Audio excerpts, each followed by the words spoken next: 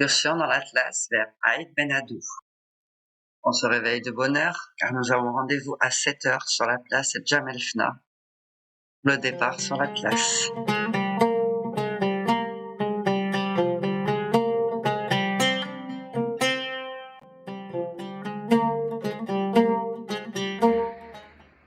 Nous sommes le mardi 18 avril 2023. Nous partons donc, nous avons pris la route pour voir Zazat. Donc là, nous sommes au milieu de l'Atlas, voilà, avec des villages. Vous pouvez voir plein de petits villages comme ça, c'est vraiment la pampa. Je peux vous dire, la pampa totale. Avec le Poupougnou, avec mon Titi, voilà, ici. Donc au milieu de nulle part en fait. Au milieu de nulle part, vous avez... Là on voit tout au loin, c'est la vallée là-bas. Voilà un peu au milieu de nulle part. C'est des travaux partout.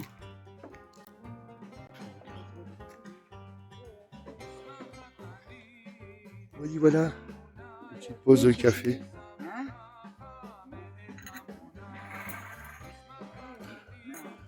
On y est, bonne journée à tous.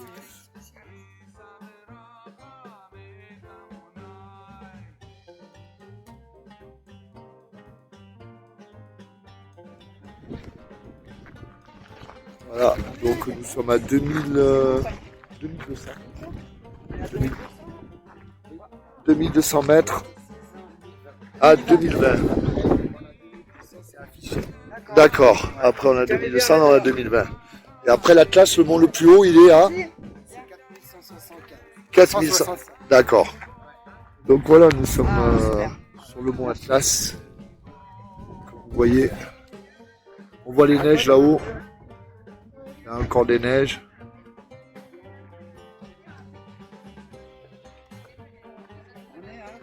« 2020 là. On a 2020. On a des petits villages.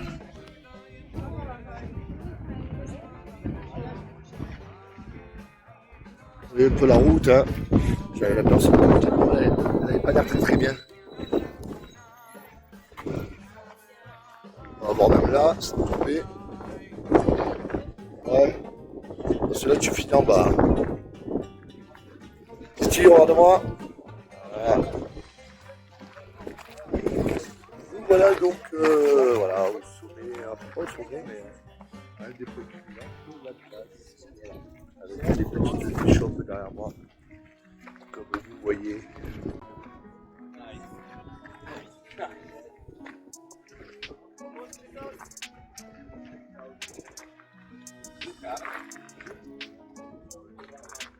Avec tous les petits toutes les pierres.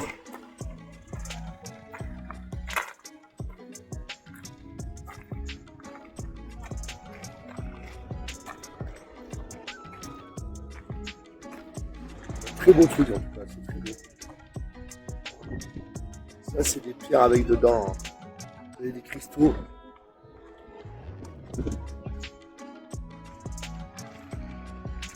Pardon. Petit chameau. Voilà. Lion.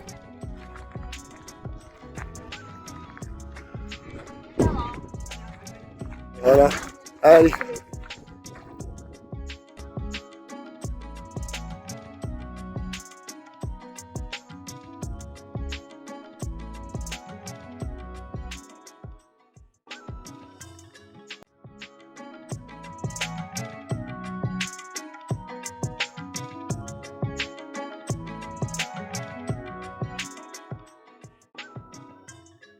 L'Atlas est un massif montagneux qui s'étend sur une grande partie de l'Afrique du Nord, à travers 3 pays, le Maroc, l'Algérie et la Tunisie. Il s'étend environ sur 2500 km, avec une largeur moyenne de 300 km. Le point culminant du massif de l'Atlas est le Djebel Toubkal, qui pointe à 4167 mètres d'altitude.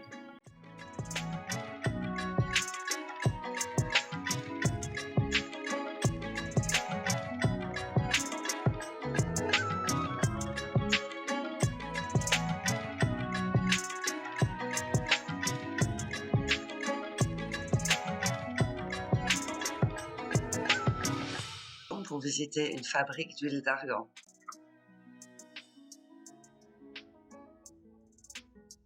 The second step, we broke the mass of the dry stone to get small almonds inside. This is our almonds and its feature.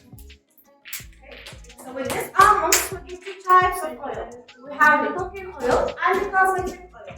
For the cooking or the eating oil, we roasted these almonds like this on fire for changing the taste, the color, and the smell. This is roasted before. Okay. After we grind it inside this traditional meal, so it's crushed between these two stones and it becomes a liquid. After this liquid, we mix it by hands, about 2 hours of mixing until the oil separates from this paste. So we have the oil and this is the rest. And with this paste, we need to produce black soap, red soap, which is hammam for exfoliation in hammam. Okay? So this is about how making the cooking oil. For cosmetic oil, the same thing. Just for the almonds, no roasting, no fire. We grind it natural in the same traditional meal to get the same liquid, and also this is the rest from the cosmetic oil. Okay? You see the difference of colors. We have roasted for cooking and not roasted for cosmetic. Okay? So this is about how making argan oil. Thank you for attention. And if you'd like to try it, yeah, we have here cooking. Je sais pas. Peu importe, mais bon, moi j'ai pas eu. D'accord.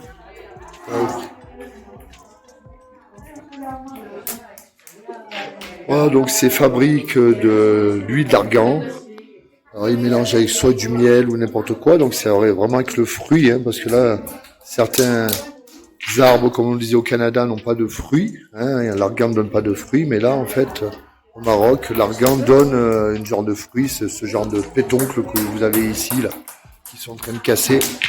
Voilà. Donc ça, c'est la fabrique d'huile d'argan. Voilà.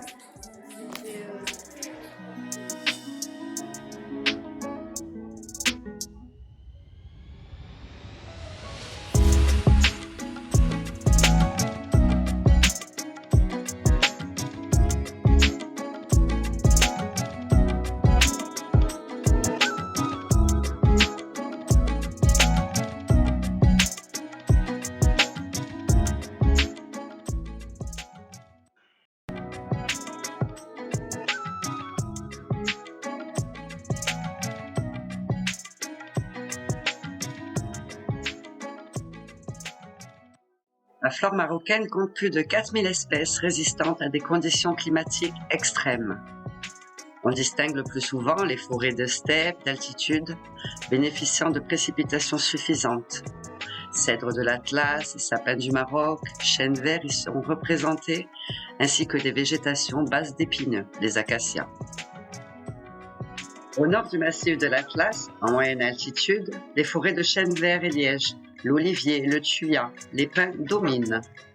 Les essences importées se sont parfaitement acclimatées. Forêts d'eucalyptus le long du littoral, palmiers, figuiers de Barbarie.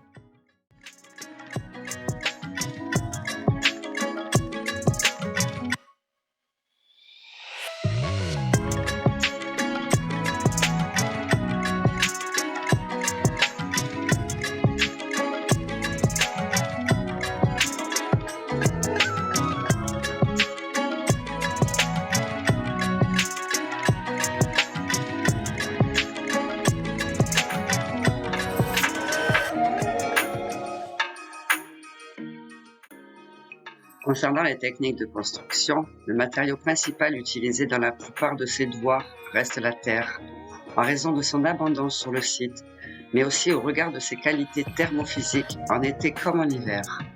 En effet, la terre se caractérise par une résistance thermique élevée.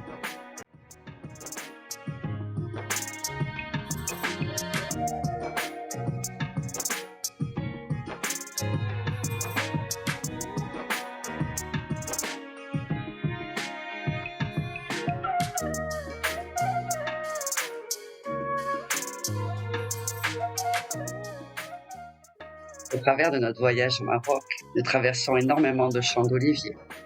Et voici un champ d'arganier. Cet arbre pousse au sud du Maroc, grâce aux riches nappes phréatiques qui se trouvent dans le sol, grâce au fort ensoleillement et au climat océanique, ce qui réunit toutes les conditions pour l'épanouissement de cet arbre.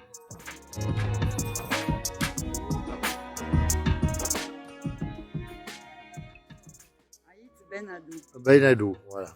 Petit village, Aïd Ben Haddou, merci Eve. Moi, c'est bien qu'elle mérite. Classé au patrimoine de l'UNESCO. Voilà. Donc voilà, on voit d'ailleurs, tu vois, l'eau, elle devait être là, tu vois. Hein. D'ailleurs, il n'y a presque plus d'eau. Et ouais, en fait, c'est sec parce que normalement, ouais. C'est normalement, si vous voulez, il y a de l'eau là, hein, mais là, avec la sécheresse, il n'y a plus d'eau. On voit au fond, si on a grandi tout au fond. Il y a un peu d'eau là. Hein. Ouais, il y a un peu d'eau là-bas, voilà. Et c'est pour ça que c'est tout fleuri en oasis. Là. On voit une petite tache d'eau là-bas. Vraiment, c'est ce qui reste, mais pour l'instant, en ce moment, voilà. Il y en a à peine en bas, là, voilà, mais par contre, il y a une belle oasis.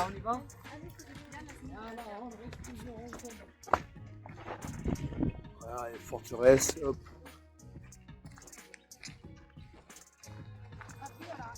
Hop, hop.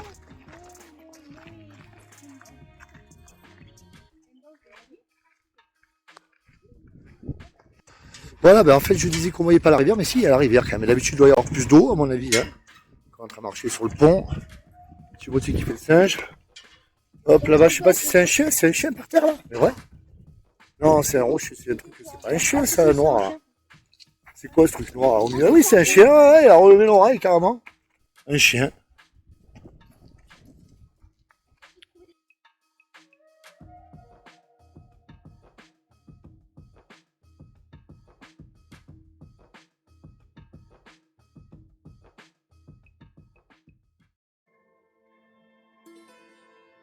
Oh, magnifique. Hop, attention. Hop. Une village derrière, hop. Voilà, tac, un petit 360.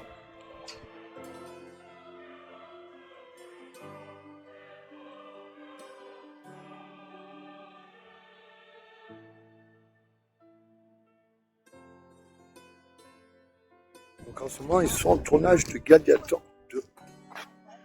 Qui n'est plus écrit sur le gros parce qu'il est mort. Dans le... C'est vraiment très très beau.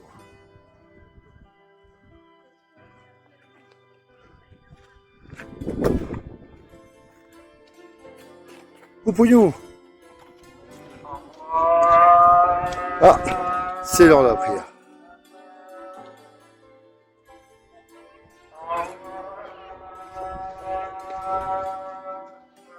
C'est magnifique.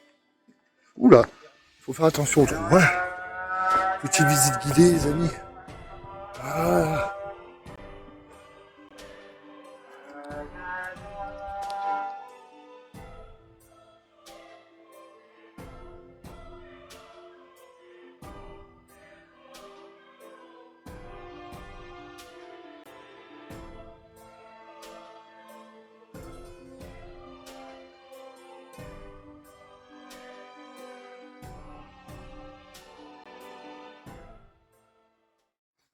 Donc là, en fait, il a écrit, il utilise du thé vert, de l'indigo et du safran. et du safran, et après, du coup, pour nous, ça chaufferait, et après, like dès qu'on le chauffe, les crème couleurs brûlée. apparaissent. On écrit Dès qu'on va le chauffer, toutes les couleurs vont apparaître. Voilà ce que ça donne après. Wow. After is a text. Text, fixato, proceva, c'est fixé. Tout ça, c'est avec le feu. D'accord. Avec la même technique. Tutti fatto così. Se todos pintas così, è una tecnica. Sì. Solo tu lo haces? Sì. Solo tu? Bellissimo.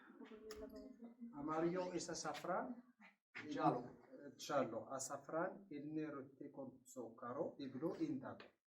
Indigo. Voilà, le bleu, c'est indigo. Le rouge, safran. Et le thé, c'est le marron. And this is a Berber alphabet. Ouais, alphabet berbère.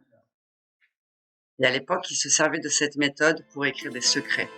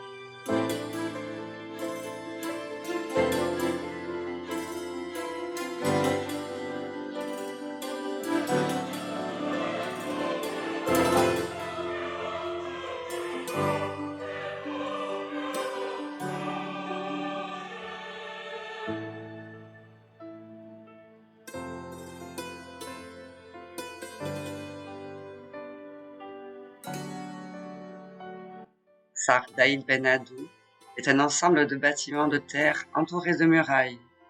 Le ksar est un type d'habitat traditionnel pré-saharien.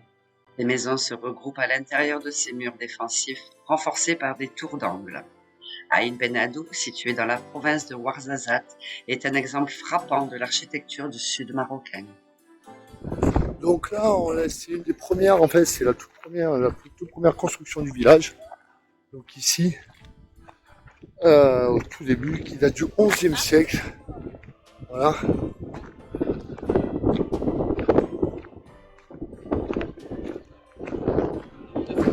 Voilà, toute première construction de ce village. Comme ils expliquent, en fait, voilà, les gens venaient de Tombouctou, les caravanes, hein, je leur explique. Les caravanes venaient de Tombouctou. Ramener le sel, etc. Ici, il y avait beaucoup de juifs, en fait, hein, ici, qui faisaient du commerce. Et c'était le sel, un peu le sel, plein d'épices. Et du coup, ça transitait par ici. C'est seulement au début du XXe siècle qu'avec la modernisation, les caravanes ne passaient plus, puisque on avait les camions, bien évidemment. Donc là, je vous montre vraiment, là vous voyez toute la chaîne de l'Atlas et le désert tout à la fois. Voilà. Et Kev, coucou, on se revoit. Voilà donc la construction ici. Tout le panorama. J'essaie de vous mettre un zoom.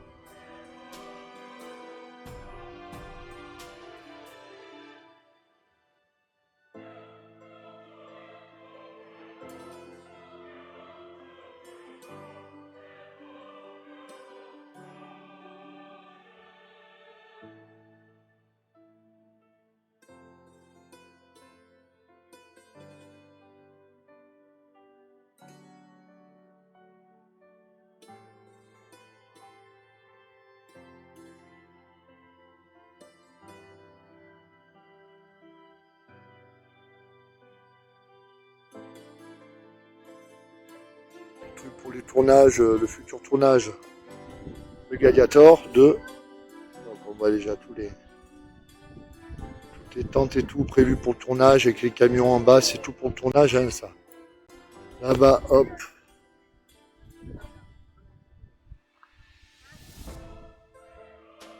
Filage encore.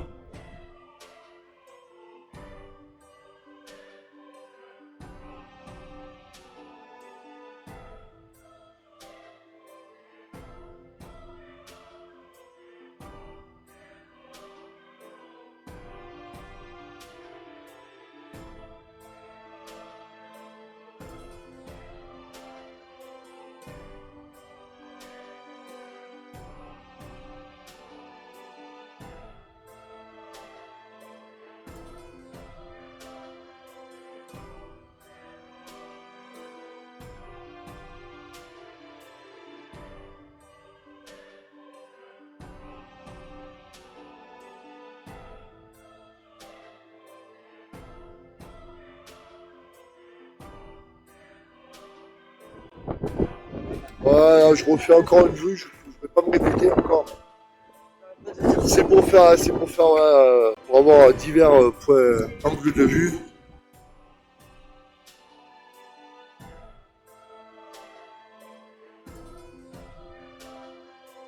Et voilà, notre excursion pour l'Atlas est terminée. Suivez-nous pour de nouvelles aventures.